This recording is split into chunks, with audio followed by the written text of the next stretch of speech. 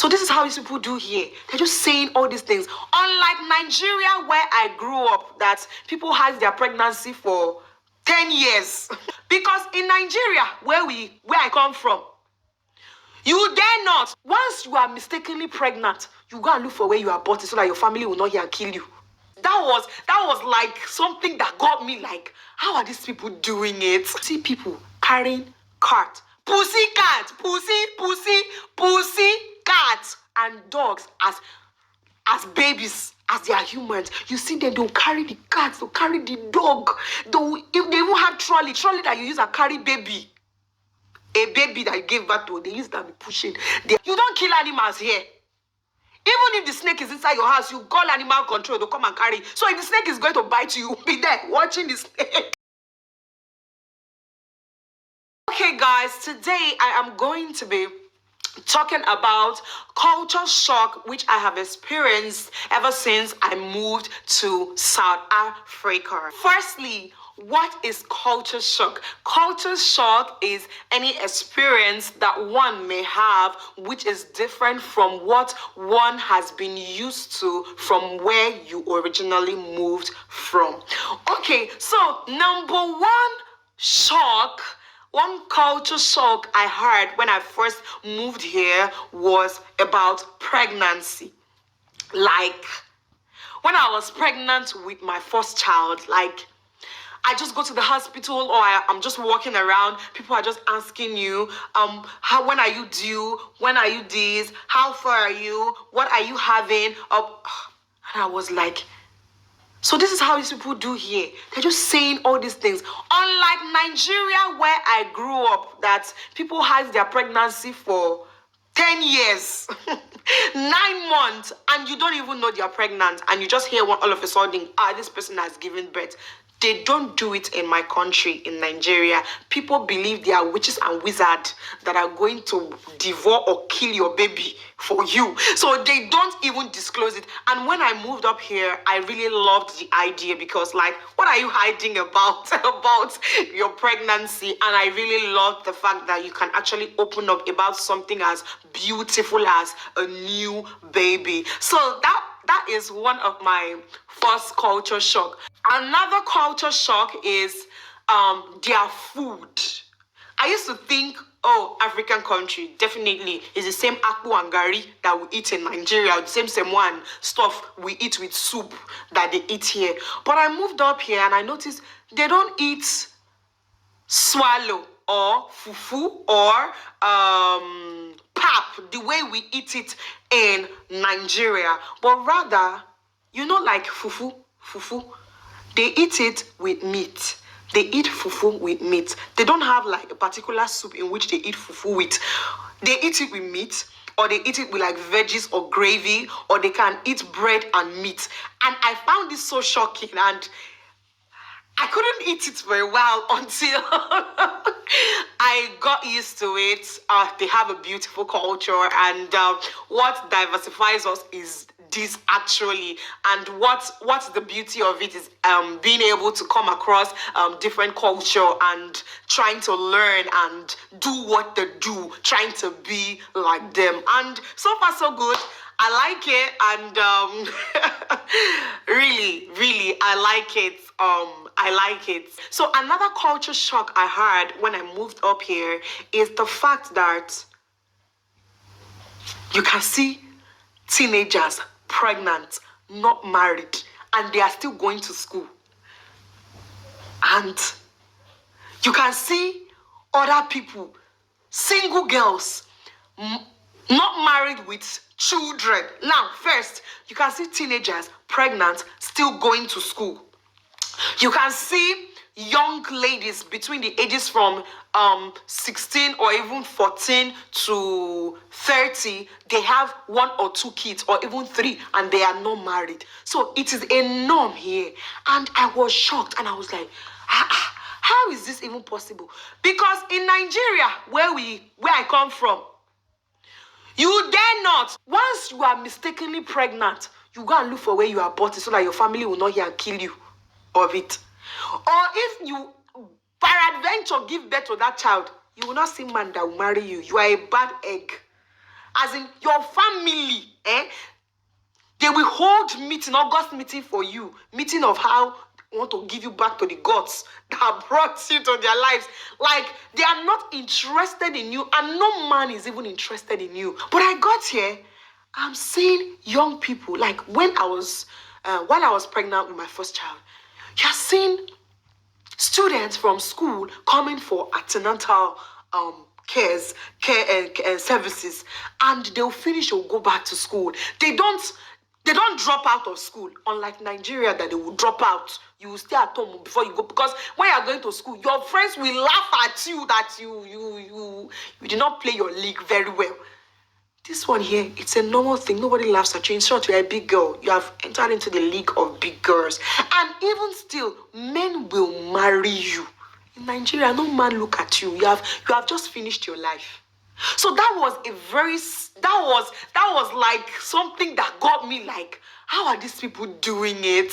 Okay, another culture shock that got to me when I got here is the fact that you see people carrying cart, pussy cats and dogs as babies, as they are humans. You see them, they'll carry the cats, they'll carry the dog, they even have trolley that you use and carry baby. A baby that you gave birth to, they use that to be pushing. They are buying whatnot for that animal. And in our country, even a cat does not want to stay with a human, because a cat represents evil. A cat is evil. A cat is the devil. Even a cat will see a human and start to run, because that man or that human that has seen you is going to kill you. And here, they are pampering them like, that was a huge shock for me. Another shock I got here is that you don't kill animals here. Even if the snake is inside your house, you call animal control, they'll come and carry it. So if the snake is going to bite you, you'll be there watching the snake. Let the snake bite you before animal control. And if you kill it, you pay fine or you go to jail. Another culture shock I had when I nearly moved in here was that sangomas are legal here.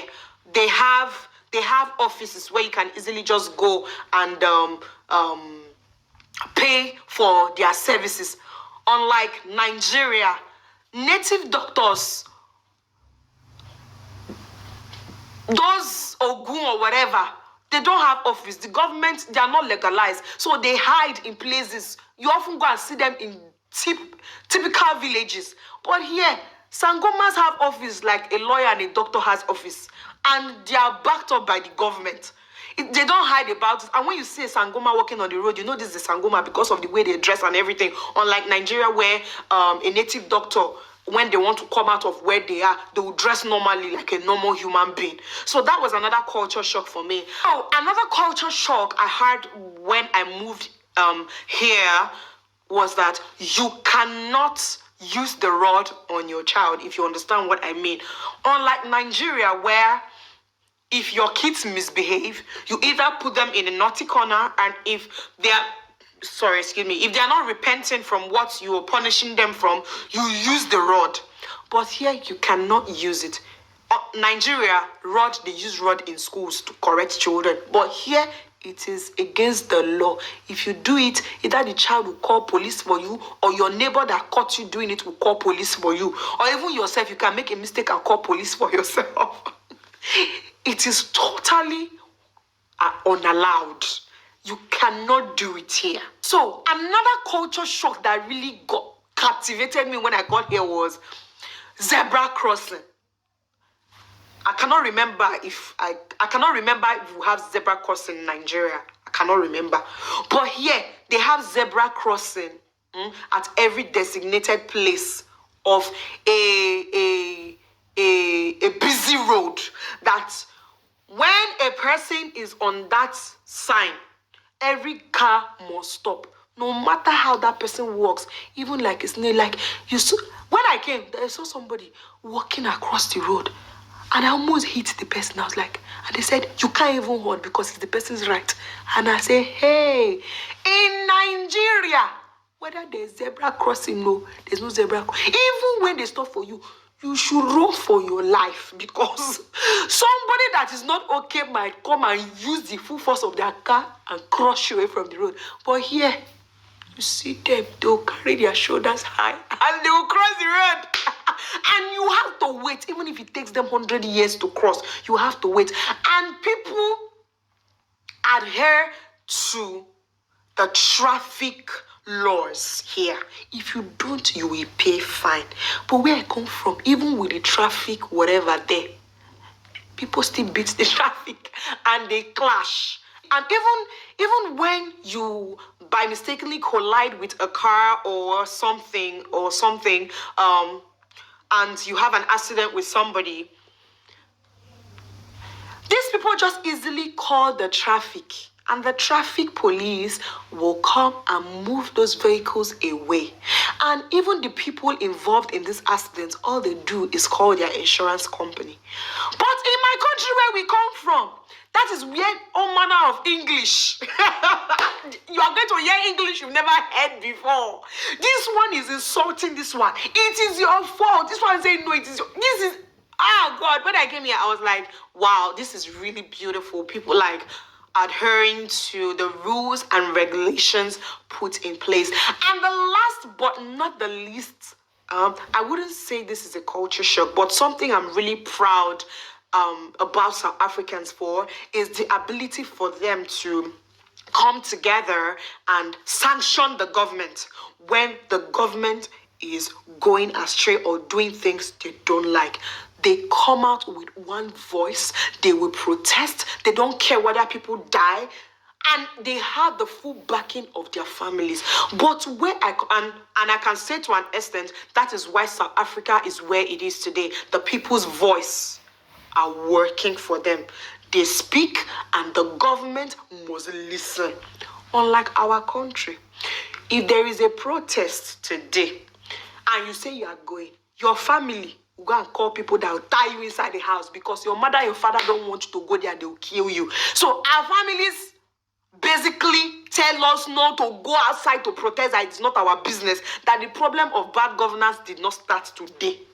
Hello, Bernice. I'm back again. So after due consideration and seeing your comment, how you, my wonderful people, my lovely brothers and sisters, pleaded that I should continue with the content, I finally agreed to continue with the content, but I will no longer bring up such sensitive videos anymore. So guys, in this video, I love everything about this video. This is actually the second Nigerian woman that has shared her experience in South Africa, and this is opposite of what we have been hearing about South Africans. Like I said, I love South Africans so much, and as day goes by, I see myself loving them more and more. This is a Nigerian lady. Like, one of the things I love most about her experiences, like among everything that she shared, the one that I love most is how pregnant women are being treated in South Africa. Like, she shared her experience as a foreigner, right? South Africans know that she is a foreigner, right? And they still show her love. They treated her very, very well. What this lady said is exactly as what the other Nigerian lady said. Like, the experience she had when she was pregnant is also the same as what the Nigerian lady shared. I also uploaded the video here on this channel. I don't know if you guys still remember. This is to show that South Africans are the most amazing people in Africa. Please, South Africans, wherever you are watching this video right now, just know that you have a sister somewhere who loves you so much, who genuinely loves you so much. Like, I don't know. I keep saying to myself that how I wish that I can just see any South African, whether it's a South African guy or a South African woman. Let me just tell her how much I love her. Now, the truth is, the social media have done a lot of harms, honestly speaking, and that's why I'm also using social media. I'm also using this platform to correct those harms that social media has caused. This is a Nigerian lady. I've also shared a different video of a Nigerian lady. She shared beautiful experiences that she had in South Africa. Even the one, yeah, even the a Nigerian lady that once lived in South Africa. Currently, she's in UK. Yeah, she now lives in UK. Up till tomorrow, she still speak good about South Africans, that they are so amazing. They are so, like, they are beautiful souls. They are so accommodating. They are sweet and loving people. She shared how they treated her. Like all the experiences that these women had, they are quite different from what people do say on social media. It's quite different. Like these are the people that have lived in South Africa and they are currently living in South Africa. Assuming they are guys, probably will say that they are saying good about South Africans because they need citizenship, right? But these are ladies, they are married. The three of them are married. So they did not share their experience because they needed South African passports. They were just sharing their experience, same way other people share their experiences. Those living in other countries or those that have been to other countries share their experiences. That's how the Nigerian ladies that lived in South Africa and the ones that are currently living in South Africa, that's how they also share their experiences. That is to tell you that South Africans are just amazing. So anywhere you see any South Africa, just give him a hug, give her a hug. They are wonderful people. They are amazing. They are just amazing. Like this is the second person that I've seen that have shared her experience. Like the time that she was pregnant, right? How South Africans treated her, both in the hospital, both in the streets, like anywhere South Africans sees any pregnant woman, like they treat her with so much respect and love, not even minding whether you're a South African or a foreigner or even a Nigerian. Or even a Nigerian, even if you're a Nigerian, they still show you love. And another one that she said that in South Africa, that they don't kill animal. Hey, in Nigeria, even like assuming your goat, your fowl leaves the house and comes out, anybody can steal it. When they steal it, they will take it home and they can eat it. Are you getting it?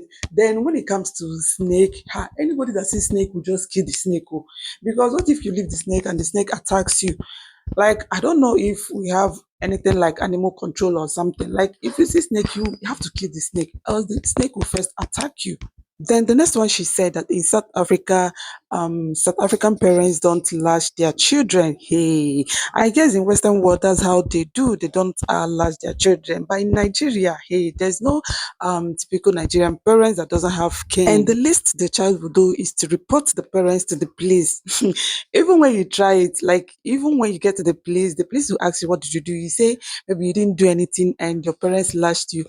Policemen or the policewomen over there will not use the main cane, like they will use the real cane to whip you very well and ask you to go home. Now, there's another thing I love she said about South Africans about teenage pregnancy. Honestly, I love that so much because as for the mistake is bound to happen. Unlike in some countries where you'll be bullied and be disowned by your parents, that will even make you not even try to keep the pregnancy at all. And by the time you get to you get married and you discover that the baby is not coming forth, are you getting it? Like I've seen a lot of people in their 50s, they have no child, like they have never given birth to any child at all. Some they even get married, but at least I prefer it that when you are growing up, if pregnancy comes, you keep it in case, in case you didn't get married, at least you can have the child. The child will be able to take care of you in your old age, right? So I love that side so much. I have aunties that couldn't get married. They are in their late 60s. Yeah, they're in their late 60s and they have no child. So that's simply because people are scared of getting pregnant. And even when they get pregnant, they try to do something about it. Like who wants to be disowned by her parents? Are you getting it? Even the men are not helping matters. Once you've given birth, no man will even want to marry you. Like it's very, very rare. Unless it's the person that impregnated you. Like it's very, very rare. Unless you have money, like you're extremely rich. That is when men will come for you. But assuming you're just a normal girl, you don't have money, trust me, because you've given birth at home, nobody will want to marry you. So to some people, it's an abomination, but for me, I love it so much. You see that one, I love it so much. At least whilst you are growing, your child will also grow with you. If you don't see husband, your child will be there to take care of you in your old age.